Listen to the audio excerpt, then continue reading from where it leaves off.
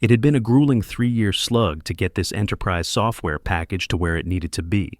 This was no ordinary ERP implementation. We had pretty much customized the entire product, and now we were just a few months before going live, and the moment of truth had arrived.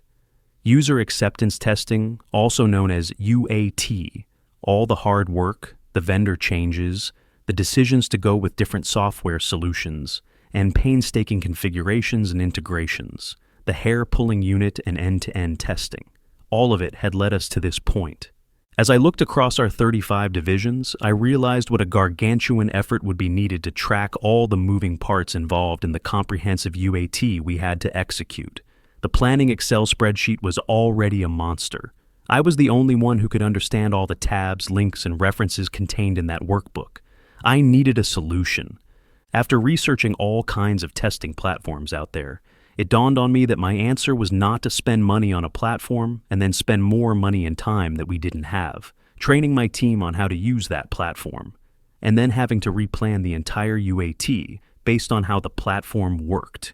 I already knew exactly what we needed to do. I already had a plan. What I needed was someone with the expertise and tools to take my plan and operationalize it through some kind of integrated system that would allow me and my stakeholders to simply manage the UAT. That is, decide who does what testing, when and where they will do that testing, then get and grade the results of the testing and implement any remediations necessary to get to the passing grade. That's all I needed. Enter Dawning Systems experts with tools. We had estimated that just organizing the UAT around the plan would take us about a month of presentations, reviews, and revisions across all 35 divisions. It took just 1 week with our Dawning Systems expert and his tool set. Because he had decades of experience conducting UATs, our expert could not only read and understand my monster spreadsheet, he could improve on it.